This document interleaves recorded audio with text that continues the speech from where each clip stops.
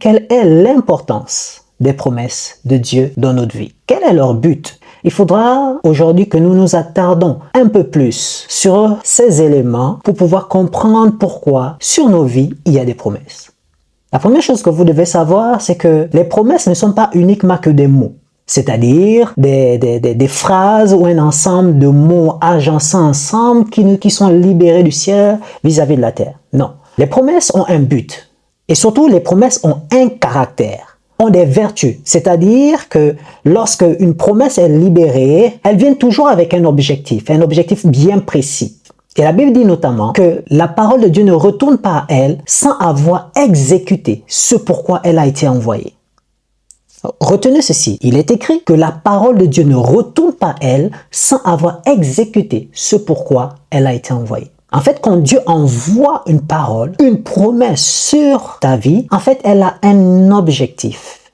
Cette parole ne retournera jamais à Dieu tant qu'elle n'a pas accompli dans ta vie ce pourquoi elle a été relâchée du ciel sur la terre. Et vous devez comprendre qu'en fait, à chaque fois que Dieu parle, à chaque fois que Dieu énonce une promesse, cette promesse vient avec une force. C'est ce que j'appelle la vertu de la promesse. Elle vient avec une force, une puissance afin d'exercer dans votre vie ce pourquoi elle a été libérée. Vous devez être certain d'une chose. Si la parole de Dieu ne retourne pas à elle sans avoir exécuté ce pourquoi elle a été envoyée, vous devez être certain que Dieu ne s'arrêtera jamais de continuer à travailler dans votre vie jusqu'à ce que cette parole soit accomplie. En d'autres termes, je suis en train de dire à quelqu'un ici que le Dieu que nous servons est un Dieu bon. Le Dieu que nous servons est un Dieu puissant et surtout le Dieu que nous servons est un Dieu fidèle. Sa parole ne reviendra jamais à lui tant qu'elle n'a pas exercé dans votre vie ce pourquoi elle a été libérée. Je ne sais pas quelles sont les promesses qu'il y a sur votre vie. Je ne sais pas quelles sont les paroles qui ont été relâchées sur votre vie, mais je suis certain d'une chose. Notre Dieu n'est pas un homme pour mentir, ni le fils d'un homme pour se repentir. Ce qu'il dit, elle s'accomplit. Ou nous dirons, elles s'accompliront toujours. Et c'est ce que la Bible nous enseigne notamment, que si la promesse tarde, mais attends-la. Pourquoi tu dois l'attendre? Pourquoi tu dois attendre la promesse avec tant d'hardiesse, avec tant de profond désir au-dedans de toi? Parce que le Dieu que nous servons nous assure que cette parole qui est arrivée à nous ne retournera jamais à lui tant que ce pourquoi elle est là n'est pas accompli.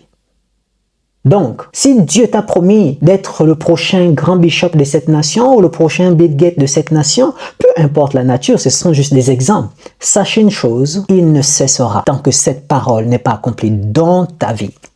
Et j'aimerais encourager quelqu'un qui est peut-être en train de passer par des événements difficiles et qui ne comprend pas pourquoi en fait les événements tendent à aller dans le sens contraire de la parole de Dieu. Sache une chose, que tu vaincras. Pourquoi tu vaincras? Parce que celui qui combat avec toi, celui qui combat pour que cette parole s'accomplisse dans ta vie, ce n'est pas un homme. Ce n'est pas moi. Ce n'est pas ton frère, ta sœur, ton pasteur. C'est l'Éternel des armées. Vous savez, vous devez vraiment comprendre qui est votre Dieu. Le Dieu que nous servons, c'est le Dieu qui a fait une promesse à Abraham et qui, des années plus tard, s'est souvenu de la promesse qu'il avait faite à Abraham. Et c'est à cause de ça qu'il va visiter Moïse pour que Moïse aille sortir le peuple d'Israël d'Égypte. Lorsqu'il va rencontrer Moïse dans le désert, il va dire ceci. « Je suis le Dieu de tes pères, d'Abraham, d'Isaac et de Jacob. Et je me suis souvenu de la parole. » Retenez, il s'est souvenu de la promesse qu'il avait faite à Abraham concernant sa descendance. Et c'est ainsi qu'avec un bras puissant, Dieu ira délivrer Israël par la main de Moïse. Et ici, vous devez bien comprendre que la main puissante en question dont Dieu parlait, c'est Moïse. Mais ne nous éloignons pas du sujet. Retenez ceci, une promesse a été faite à Abraham concernant sa descendance. Des années plus tard, Dieu s'est souvenu de sa promesse. Il avait dit à Abraham, je pense plus de 400 ans et peut-être même plus, il avait dit tes descendants seront esclaves dans un pays étranger, mais je les délivrerai. Et c'est exactement ce qu'il a fait.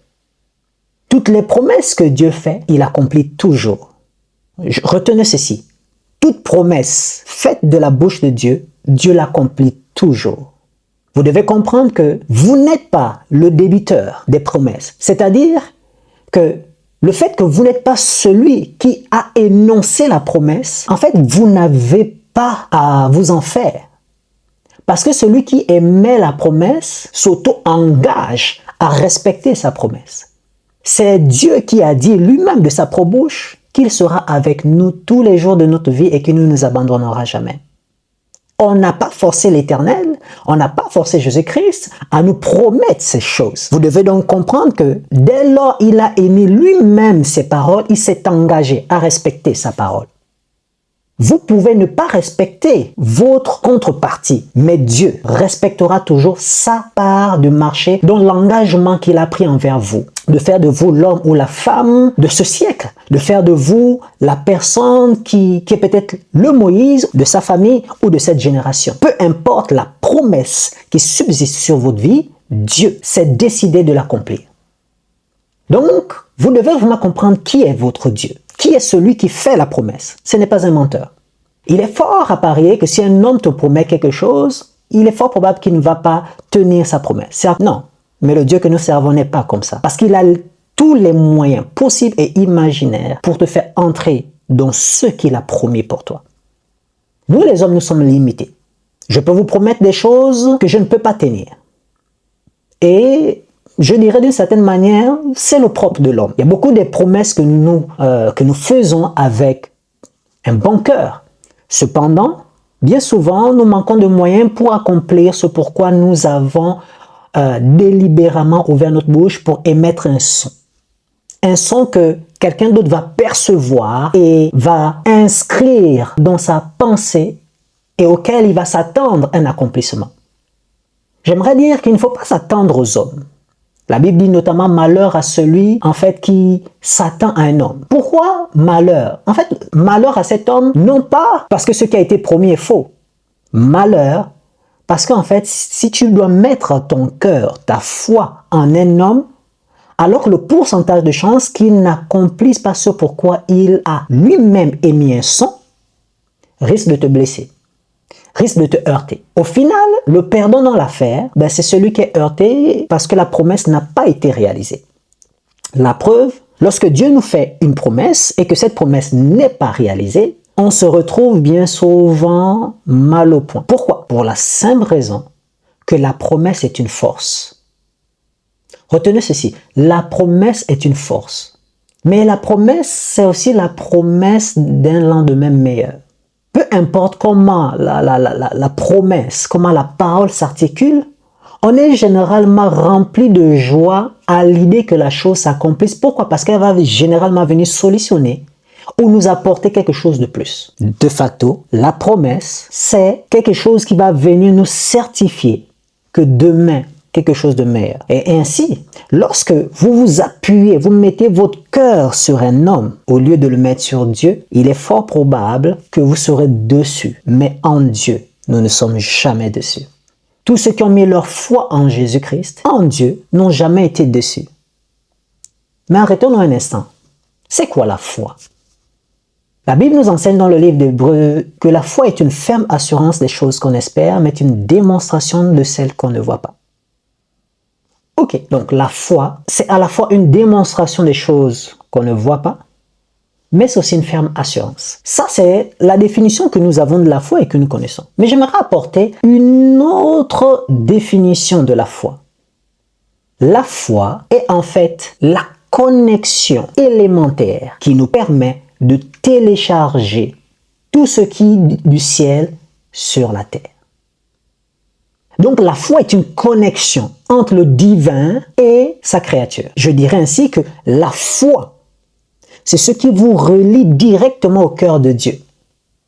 Si vous avez compris ça, vous devez comprendre que dans le cœur de Dieu, il y a énormément de desseins qui sont attachés à votre vie. Il y a énormément de desseins qui sont attachés à votre vie. Et lorsque vous avez la foi, vous êtes automatiquement connecté au cœur de Dieu en haut débit. Ça signifie en fait que tout ce que Dieu veut faire pour vous, parce qu'il y a énormément de choses que Dieu veut faire pour vous, et bien souvent ce qui fait défaut, c'est qu'il n'y a pas la foi. Et de facto, comme il n'y a pas la foi, il n'y a rien pour télécharger ces choses sur la terre. Mais quand un homme a la foi, cet homme est connecté en ligne directe, sans intermédiaire, directement au cœur de Dieu. Et en ce moment, cette personne peut télécharger toutes ces choses jusque dans son environnement direct. Ainsi, vous devez comprendre ceci. La foi, c'est pas toujours j'ai la foi en un instant. Là, j'ai la foi et avant, j'avais pas et après, j'ai la foi. Non. La Bible dit que mon juste vivra par la foi. Ça signifie celui qui n'a pas la foi ne peut pas vivre. Ok, mais arrêtons-nous sur un point. Parce que dit comme ça, cette phrase semble un peu étrange et bizarre. Le verbe vivre ici, mon juste vivra par la foi, on peut changer ce verbe par recevoir, expérimenter, goûter à la gloire de Dieu par la foi. C'est-à-dire que si vous ôtez la foi de l'équation de votre vie, vous ne pourrez pas expérimenter ce que Dieu a dit sur votre vie. Vous ne verrez pas les promesses de Dieu s'accomplir. Vous ne verrez pas la puissance de Dieu s'accomplir dans votre vie. Vous ne verrez pas, autant pour moi, les miracles s'accomplir dans votre vie. Pourquoi? Pour la simple raison que le juste vit par la foi, c'est-à-dire expérimente, jouit des grâces, de l'héritage céleste et divine que Christ a accompli à la croix, tout ce qui a été fait et qui est notre héritage céleste, pour l'amener dans la dimension terrestre ou naturelle, vous devez avoir la foi. Ainsi, nous comprenons que bien souvent, nous disons que nous avons la foi, mais en réalité, non, ce n'est pas la foi. C'est peut-être autre chose. Et en réalité, comme je disais tantôt, il n'est pas question d'avoir la foi en un instant, mais d'avoir la foi comme un style de vie. Si le juste vit par la foi, ça veut dire qu'en fait, la foi est le type de respiration que le juste doit avoir tout le temps. La respiration fait partie, ou le souffle de vie, fait partie de ces choses, en fait, qui nous maintiennent en vie. Et parce que nous respirons, nous pouvons être certains que nous sommes en vie. Donc la foi est l'élément en fait qui va nous rapprocher plus de la promesse. C'est pour ça lorsque la Bible parle des héros de la foi, c'était des gens, lorsque leurs noms sont cités, c'était des gens qui avaient une connexion avec Dieu, dont la foi était tellement hardie qu'elle connectait le divin avec la créature. Donc vous devez comprendre qu'en fait, vous pouvez avoir les plus grandes promesses de Dieu sur votre vie, mais si vous n'avez pas la foi, vous ne pourrez pas télécharger ces choses pour l'amener à existence. Ok. Une fois nous avons dit ça, mettons un peu en parallèle toutes ces choses. Nous avons dit en premier lieu, la promesse, c'est cette parole qui sort de la bouche de Dieu et qui vient à nous. Et nous avons dit que cette parole ne peut pas retourner à Dieu sans avoir accompli dans votre vie ce pourquoi elle a été relâchée. Et nous avons dit de l'autre côté que la foi, c'est ce qui amène à existence la promesse de Dieu. En d'autres termes, la parole de Dieu. Donc ça veut dire qu'en fait, il ne suffit pas seulement que Dieu ait parlé. Dieu a besoin de notre concours pour que cette parole qui est venue chez nous puisse donner vie à ceux qu'elle porte en elle. Vous devez donc voir la parole de Dieu comme une semence. Cette semence, elle sort de la bouche de Dieu. Et cette semence, lorsqu'elle est relâchée, elle vient à vous, elle vient être plantée dans la terre que représente votre vie. Mais cette terre, où est plantée la parole de Dieu, où est sémée la parole de Dieu, elle doit être nourrie. Cette terre doit être imbibée d'un liquide qu'on appelle la foi. Et une fois cette parole, c'est-à-dire cette semence, rencontre la foi dans votre cœur et que tout le temps elle est arrosée, tôt ou tard, cette promesse verra le jour. Vous devez comprendre que le travail que Dieu fait avec nous, c'est un travail de développement de la foi. Donc, quand Dieu envoie sa parole, Dieu fait en nous un travail pour faire naître la foi. C'est pourquoi il dit, je m'assurerai que cette parole porte du fruit en travaillant en nous la foi. Parce que la foi, c'est l'élément qui va faire pousser, germer cette semence en vous. Le guerrier que Dieu veut faire germer en vous alors qu'il a déjà émis la promesse que vous êtes peut-être le futur géant de cette génération. Ce guerrier a besoin de foi pour voir la nouvelle nature émerger.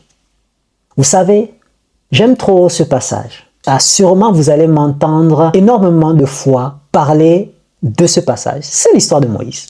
Lorsque Dieu rencontre Moïse au désert et que notre cher Moïse voit ce spectacle se présenter à ses yeux, un buisson en feu qui ne se consume pas, vous connaissez la suite, mais laissez-moi quand même vous raconter.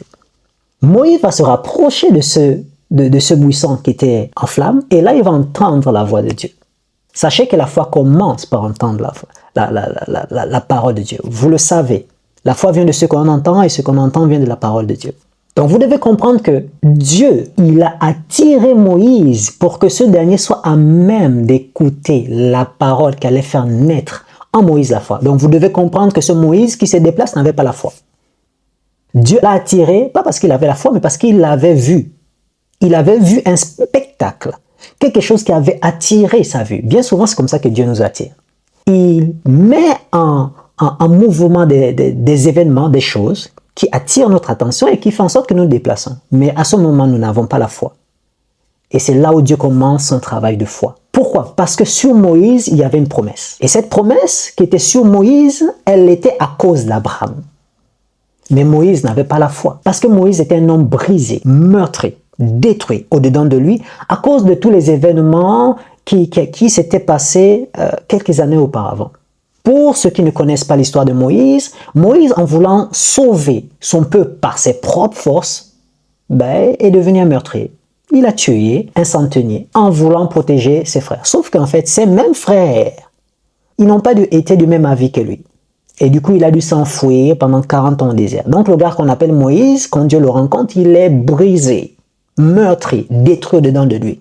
Alors, comment voulez-vous que Dieu puisse sortir quelqu'un qui avait énormément de difficultés dans son être intérieur, le pousser à aller plus loin? Vous devez comprendre ceci. Pour que cela ait été possible, il est d'abord fallu que Dieu restaure la foi. Parce que la foi, c'est ce qui nous connecte au miracle. Moïse était brisé au-dedans de lui. Il avait des blessures de l'âme. Mais pour Dieu, ce n'est pas un problème tant qu'il y a la foi. Parce que la foi va nous connecter au miracle et donc va venir, dans le cas de Moïse, la foi allait venir activer la promesse ou les promesses qui sont attachées à la vie de Moïse par Abraham. Et parmi ces promesses, il y a la guérison. Et donc, vous savez quoi? Dès lors que Moïse a commencé à entendre la voix de l'Éternel, il est entré automatiquement dans le domaine du miraculé, dans le domaine que j'appelle le tout est possible. Vous devez comprendre ceci. Pour pouvoir utiliser Moïse, Dieu devait d'abord restaurer Moïse. Mais il n'y a pas de restauration sans la foi. Vous venez de le comprendre, ou du moins, nous venons de le comprendre. Et ainsi, Dieu attire Moïse, et dès qu'il arrive, il fait entendre sa voix. Vous savez, le simple fait d'avoir entendu un buisson parler et découvrir que de ce buisson-là sortait la voix du Créateur, quelque chose était en train de naître dans le cœur de Moïse. Et cette chose, on appelle ça la foi. Et c'est pour cela que vous voyez qu'à un moment donné, il y a une discussion qui est en train de s'installer entre Moïse et son Créateur. Et vous savez l'histoire. Moïse est en train de discuter par rapport à son être intérieur parce qu'il est blessé, il est meurtri, il y a plein de choses qui ne vont pas. Et Dieu va faire quelque chose. Il va lui dire, qu'as-tu en tes mains? Un bâton. Il va lui dire, jette, il va le jeter et ça va devenir un serpent. Il va dire, attrape la queue, ça va redevenir un bâton. Il va lui dire, à nouveau, prends ta main, mets-la dans ta poitrine. C'est ce qu'il va faire. Quand il va sortir, sa main sera remplie de lèpre. Il va refaire le même mouvement, il va le faire ressortir et sa main sera guérie. Comme nous l'avons déjà dit ici dans ce podcast, que en fait ici il était question de l'onction de guérison et de l'onction et de la puissance qui marchait avec Moïse. Et ainsi, vous devez comprendre qu'en réalité, Dieu était en train de travailler la foi pour pouvoir amener Moïse à marcher et aller vers sa destinée.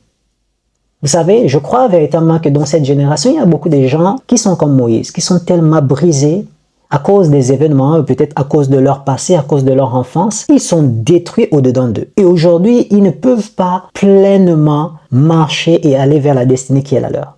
Tout simplement parce que énormément d'événements ont eu à briser leur confiance, leur estime d'eux-mêmes et leur confiance en l'autre. Et de facto, ils deviennent comme impropres à ce que Dieu puisse les utiliser. Mais gloire à Dieu. S'il l'a fait avec Moïse, il le fera avec vous. Et j'aimerais dire à quelqu'un, ne mets pas de point final à ta vie.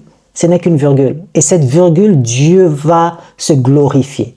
Ça va être la plus belle virgule qui existe. Si du moins, vous maintenez le cap de la foi. Peu importe les douleurs que vous avez dans votre cœur, sachez que ce qui a été fait pour Christ se fera pour nous. La Bible dit notamment que si l'Esprit qui a résisté Christ d'entre les morts vit en vous, il ramènera à la vie vos corps, vos membres mortels. Waouh! Qu'est-ce qui est brisé en vous? Sachez que vous avez l'Esprit de la résurrection qui vit en vous. Il ramènera à la vie tout ce qui est brisé en vous si vous demeurez dans la foi. Comprenez que ce qui a ramené Christ d'entre les morts, c'est la foi que Christ avait en son Dieu. Et de facto, quand le Saint-Esprit a trouvé la foi, même dans l'abîme des ténèbres, le Saint-Esprit a utilisé sa foi parce que la foi, c'est le domaine de tout est possible.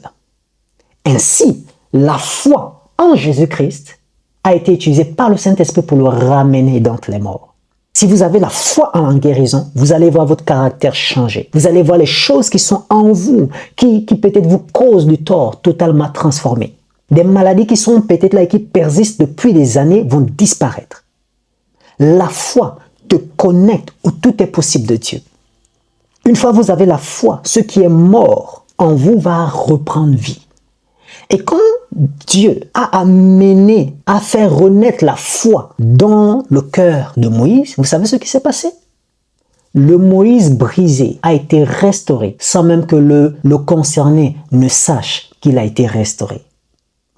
L'homme que tu es ou la femme que tu es aujourd'hui n'est pas la personne que Dieu a prévue pour des grandes choses. C'est la version bêta de toi que Dieu a prévue pour les grandes choses. Et de facto, il ne faut pas se morfondre, il ne faut pas être trop dur avec soi, mais de se dire « Ah, cette version n'est pas la bonne. » Donc c'est peut-être normal que tu fasses encore des erreurs aujourd'hui.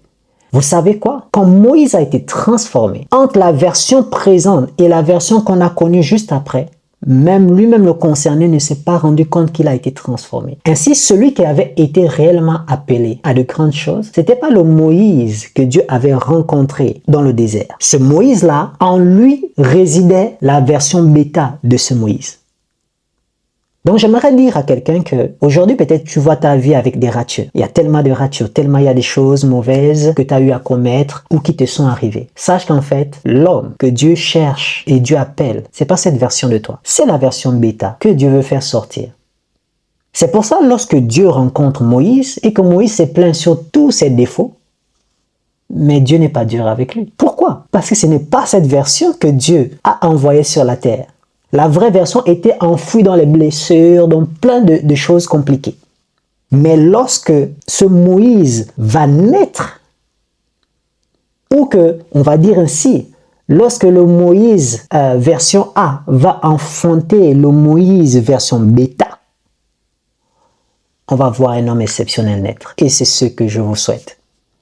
Qu'un homme comprenne qu'en fait, entre sa version d'aujourd'hui et sa version de demain, la foi est au cœur du processus. La foi, c'est ce qui nous connecte à toute possibilité de Dieu. Et la foi, c'est ce qui donne au Saint-Esprit d'apporter des guérisons intérieures, extérieures. Et peu importe le type de maladie, de difficulté auquel vous faites face, sachez une chose, la foi n'échoue jamais. La foi n'échoue jamais. Ça marchait avec Moïse, ça marchait avec Abraham, parce que même ce cher Abraham, il n'a pas toujours eu la foi.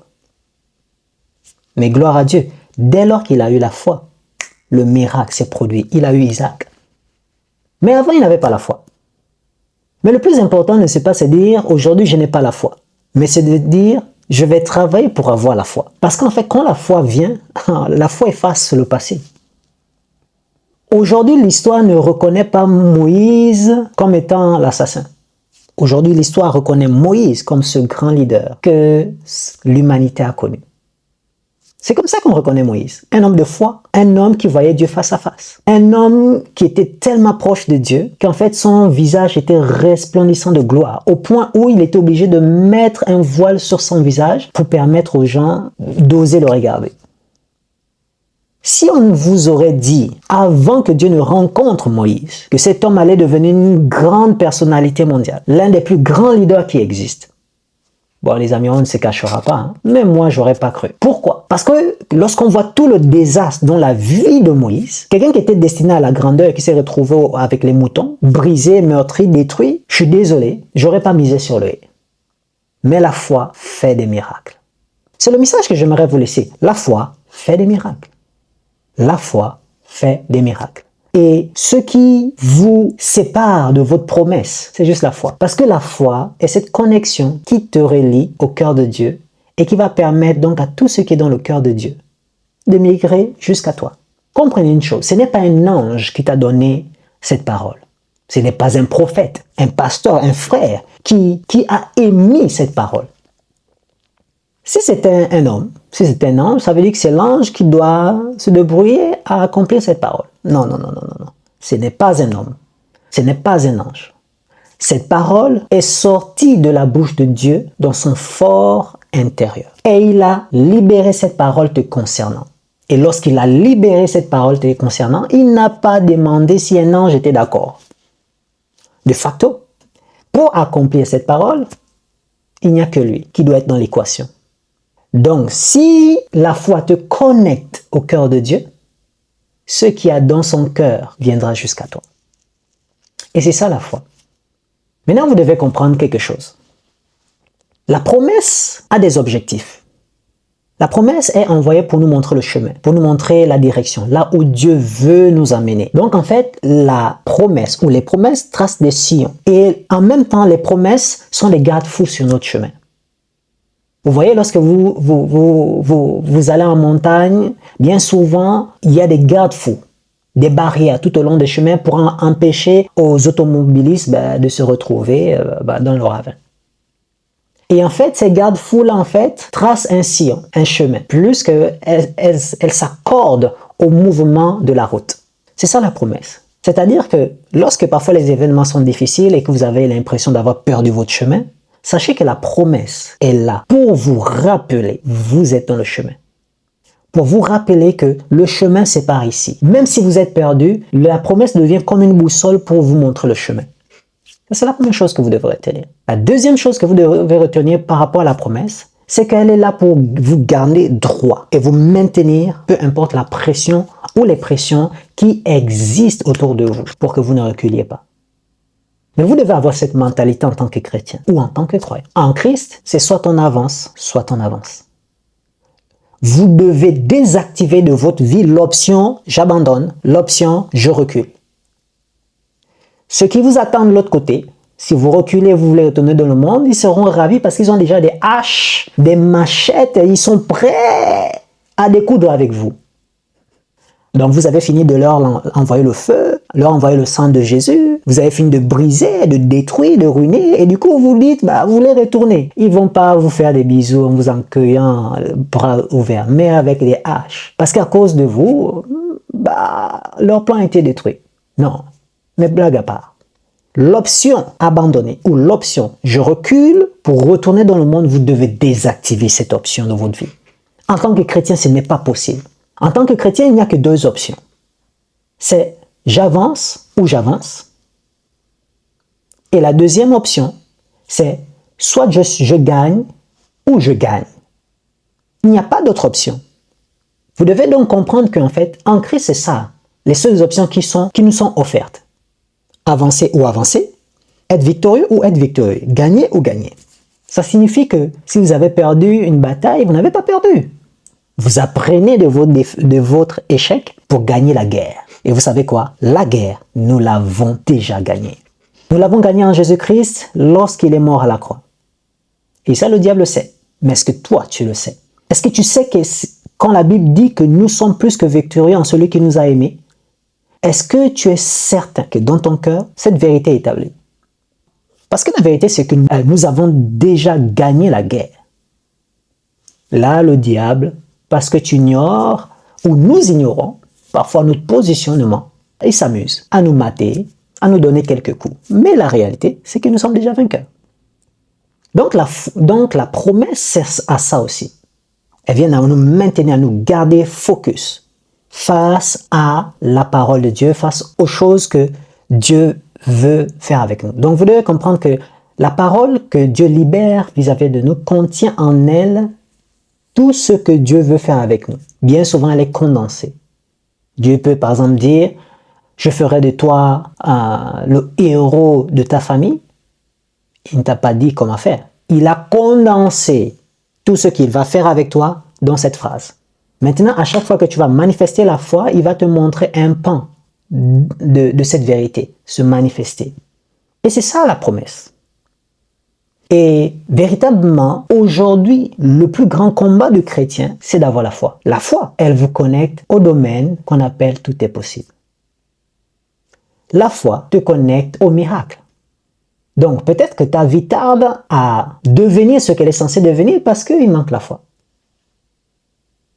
Mais je prie et je déclare que maintenant, alors que tu écoutes cette parole, je déclare que la foi naît dans ton cœur. J'appelle la foi à existence. J'appelle la foi à être plantée dans ton cœur et à germer comme un arbre qui germe et qui porte du fruit pour la seule gloire de Dieu. Je le déclare, je le confesse et je l'établis en Jésus-Christ. Car telle est la promesse, car telles sont les vertus que Dieu a pour nous, ici et maintenant et pour ce siècle. L'objectif de Dieu, c'est que nous devenons des héros pour lui et des phares pour cette génération. J'espère que ce message t'a béni et j'espère que ce message t'a donné envie de continuer la marche, de continuer à courir, aller de l'avant. Paul disait, je donne des coups par combattant de l'aile, oubliant ce qui était hier pour se focaliser sur ce qui est devant nous. Alors si quelqu'un était assis, à terre, KO, que cette parole lui redonne de la force, l'énergie et qu'il se relève et continue la marche. Tant que tu vis, il y a du souffle de vie en toi. Cette virgule n'est pas la fin. Ne mets pas point, c'est juste un point-virgule. Donc il y a encore quelque chose que Dieu veut écrire avec toi. En tout cas, si vous avez été béni par ce message, n'hésitez pas à laisser des commentaires. Je serai heureux de lire vos commentaires. Si vous avez des questions, n'hésitez pas à poser vos questions. Je serai ravi de pouvoir y répondre. Peut-être en faisant un podcast spécial par rapport à vos questions, selon le type de questions qui sera posé. Et surtout, si vous voulez nous encourager, n'hésitez pas à liker, à vous abonner et surtout à partager ce message pour qu'un plus grand nombre de personnes comme vous et moi soient bénis. Je vous dis à très bientôt, demeurez bénis et à la prochaine. Ciao, ciao.